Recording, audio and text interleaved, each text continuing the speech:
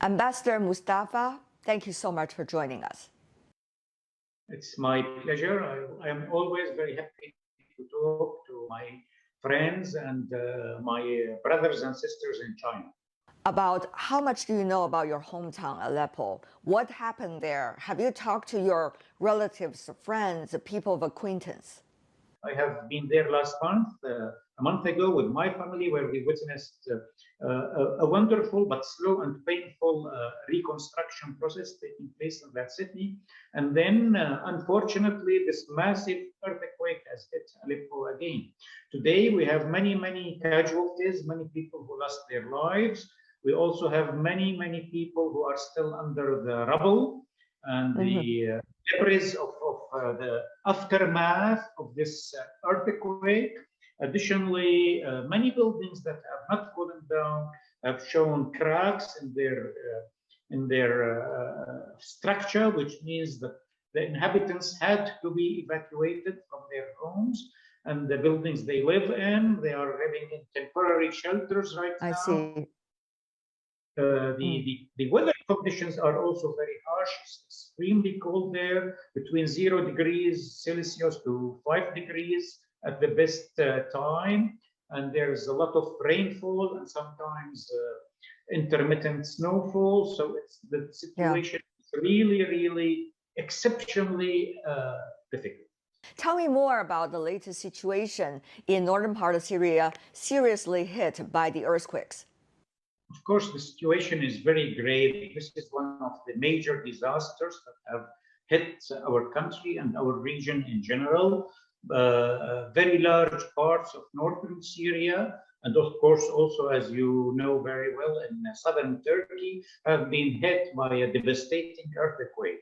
Now, the problem in Syria that this comes after a very long period of major crisis in which Syria lost a large part of its natural resources and of its national wealth, in addition to the ultra-harsh siege laid by the United States and its Western allies against Syria and against the Syrian people. So one hardship above another.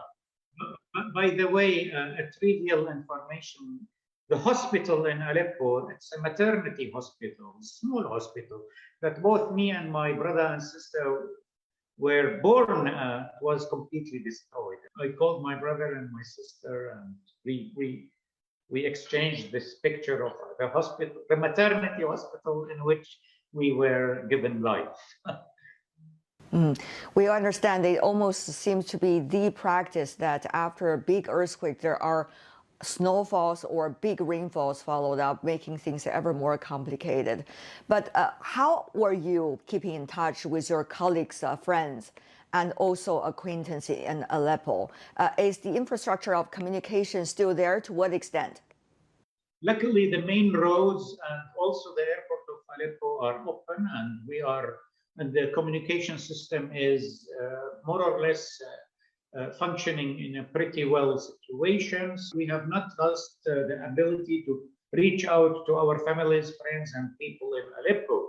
The airport of Aleppo is functioning 24/7. The main highway to Aleppo is open and is functioning well, despite the damage that has happened to the infrastructure of the city in Aleppo. Yeah, it is. And certainly people want to know on the ground, first 48 hours to first 72 hours are extremely crucial to save lives. Now, I know Syria is in an extremely difficult situation with all of the latest that you update us about. But what have been the save and rescue operations like so far since Monday? First few hours, we had to depend on our own local resources. We have a lot of manpower that is skilled and that is capable of doing the job. However, because Syria is under siege by the United States of America and its allies, we lack the necessary equipment, the sophisticated equipment, and the heavy equipment that is really urgently needed to help save lives. One additional impediment is that today in Syria we have severe shortages in electricity, also because of the siege of the Western powers. And an additional layer of difficulties for our vehicles to move around, we need fuel.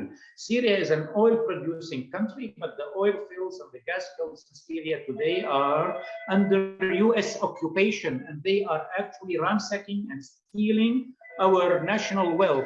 While the Syrian people are suffering, our oil fields and gas fields are under the US control today in Syria, in breach of international law, but also of any consideration of a humanitarian perspective or vision towards the people who is suffering. Now, however, having said this, hours after the earthquake started, international aid and rescue started arriving to Syria from a variety of friendly countries, including Russia, the United Arab Emirates, Egypt, Algeria, Jordan, Lebanon, India, Pakistan. Many countries not only send us aid. As an example, Lebanon sent us experts who are helping today in removing the rubble and rescuing lives. So also many, Algeria as well, many countries are sending not only equipment, food, and medicine, but they are also sending manpower to help us in this huge catastrophe that has befallen Syria. There were also media reports. Please clarify, Mr. Ambassador, if it is not accurate. Some blockade of the passage, for example, between Turkey and also Syria. Now, that some suggest has been providing more challenging situation to the arrival of relief materials. Please clarify for us what exactly the situation. Well, some Western powers tried to create a scenario in which they claim that the aid cannot reach certain areas in Syria who are actually outside the control of the Syrian government, because the roads from Turkey to those areas have been damaged. But of course, this is just a pretext and an excuse that is unjustified.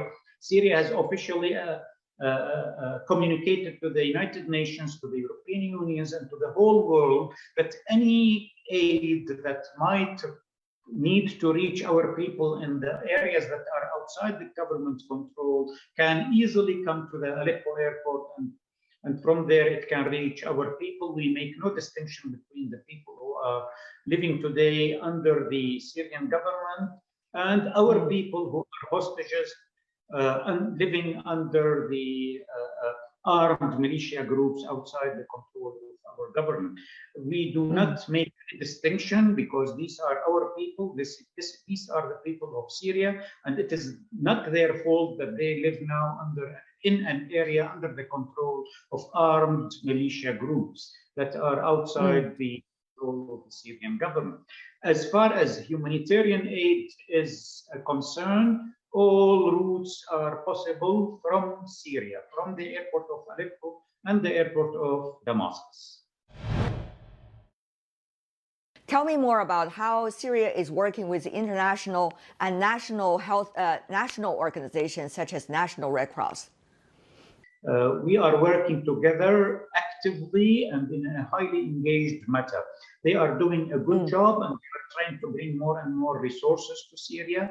Once again, the major obstacle they are facing, and I'm not trying to politicize this interview, is the sanctions imposed by the United States of America and its allies, because even bringing medical equipment to Syria can cause major concerns and problems to these organizations in fear of the US retaliation against them. So how is Syria trying to, at this moment, to work with all constructive partners as long as it's good for the people and to save lives? As far as we are concerned, any aid, any assistance from any side, provided it's not politically linked to any issues, no political strings attached, is far more than welcome here today in Syria. And we actually are beseeching every country in the world to forget a little bit about politics and geopolitical alignments, and to think in a humane way, and to help whatever aid to send whatever aid and help and assistance to the Syrian people who are hit hard by these harsh conditions. Ambassador Moustapha, I understand with the latest situation from the Chinese official side, 30 million has been donated from China's side to Syria. How will the money be used?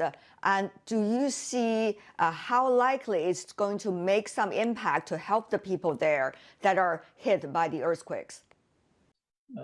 First, I am very grateful to the sympathy and the reaction that people of China have already shown to our embassy in Beijing. Our ambassador, who was talking to me 5 minutes prior to this interview, was very impressed by how the Chinese people are showing solidarity and sympathy with their Syrian brothers and sisters, sending sympathy messages, and many organizations in China, this is what I have just heard, is collecting aid and material aid, blankets, winter clothing, medical equipment, and they want all to send all this to Syria, which shows to a great extent the moral fabric of the Chinese people, and how China always stand with other weaker or other friends who are at their moments of difficulties.